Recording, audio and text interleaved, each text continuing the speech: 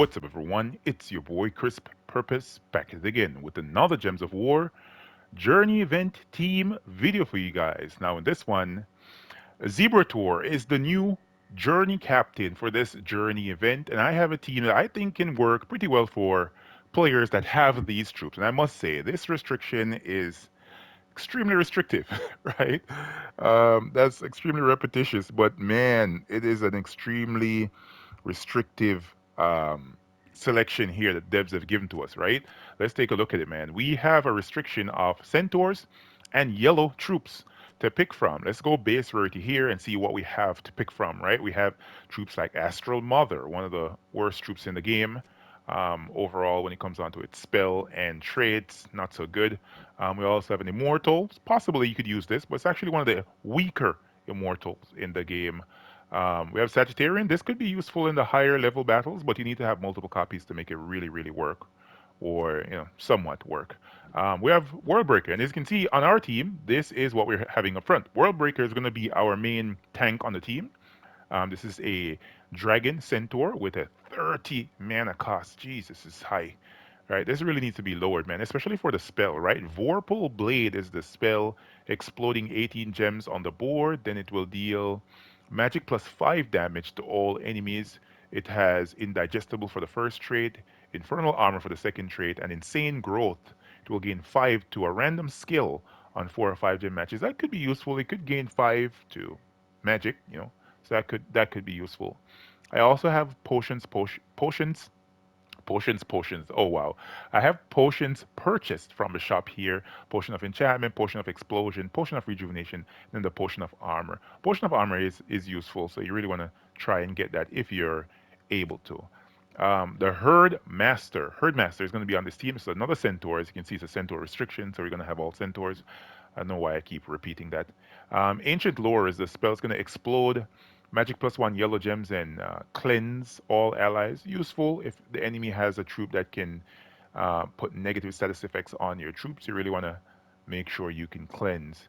I have Dawnbringer on the team as a secondary damage option here, as well as something to protect the team, because as you go deeper into this journey event, it's going to be somewhat of longer battles, to be honest. Unless you switch over and use troops like Sagittarian, where you could possibly one-shot enemies and gain some stats, that's where I see it could be useful. But for right now, I'm just going to be keeping it with this team for the lower level battles so I can go a little bit quicker. We all know Dawnbringer is a super old weapon. I'm not going to go over it. Deals damage to all enemies boosted by yellow allies and enemies. You gain barrier to all allies. There are 13 or more red gems on the board. You're going to gain 2 magic. I'm using this with the Stormcaller hero class. Why Stormcaller? Stormcaller as a constant yellow storm makes sense because they're all yellow troops on the team. And I have this set for the talents here. I have Purification, which is notable, Thunder Fist, Gale Force, Lightning Strike, and of course Strix Commander. And then Zebur Tour is going to be in the back of the team. This is a Centaur from the Divinian Fields, 14 mana cost. I have it shiny level 1. Secret Path is the spell. It's going to deal magic plus 4 damage to an enemy, then create 2 yellow gems boosted by Centaur allies. I think the devs actually corrected this with the previous Journey troop that they put into the game. Let me see if I can find it. Yes, this one, Hippolyta, right? This troop created green gems and kind of stupid. Centaurs are focused around in the class, in the troop typing, around yellow, and then they made a centaur that creates green. This was jackass move. It had great traits though, right? It had eagle eye and armor piercing, which were really, really good, especially for skull damaging, like potent as hell. But yeah, they kind of corrected it, putting in a better troop right here. Of course, I wish it had that first trait that Hippolyta has, but it only has the Centaur bond for the first trait, and then armor piercing again for the second trait. All right, so yeah, that is the team. Let's take a look at the banner here. The banner on this team is which banner am I using? This is the mech banner, right? This is a Mech Masters Warbands banner. Say +2 on yellow, +1 on green. They were minusing purple. Decided just to minus whatever. You can minus brown as well. Let's see if I can get yellow minus brown. Minus brown could work. There we go. Banner of Madness. That actually works much better, right? It's +2 on yellow, +1 on purple. And then we're minusing brown since we have no brown troops on the team. Yeah, that works much better. All right, so let's hop into a fight, man. I actually purchased a starter pack from this, so I'm a little bit further than normal, right, in the event. And let's go ahead, explode some gems. As you can see, man, did not get my World Breaker spell ready, but the cascading gems definitely helped deal some damage with him. And if you want, you can cast Dawnbringer here just to protect your team before you follow up. Because as you progress in these battles, it can prove to be more difficult, right? You're gonna find enemies with a lot more HP, a lot more attack, a lot more armor, and your World Breaker might die, right? So as to prevent that from happening, cast your Dawnbringer. Don't be afraid to cast a Dawnbringer. All right, let's match that. We want to make sure we get the yellow off the board. I don't want that Valor even to run away, even though it looks like he might run. Wow, you see how long it took taking my World Breaker to get... Bro, you're so bad. I really want the devs to buff this. When the Divinian Field um, rework comes around, I really want the devs to buff up World Breaker. At least he's helping, right? That Skull Reflect is proving to be very useful. There we go. We got the kill. But I can say though, as this event progresses for you guys, as you do these fights, do these battles, this is going to become really hard. I'm seeing this becoming really, really hard because the restriction is weak, right? Centaurs are actually one of the weaker typings in the game, and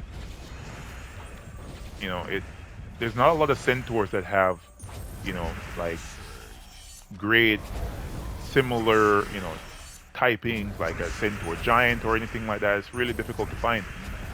So as a result, you're going to struggle if you don't have these troops. If you don't have exactly what I'm using here, or maybe Sagittarian for the later battles, it's going to be hard.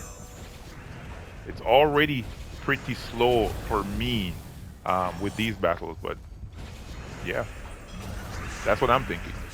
So yeah, I'm not going to sit too long talking about these teams. I'm probably going to do one more battle here, and I'm going to leave you guys to try out the team and tell me what you think.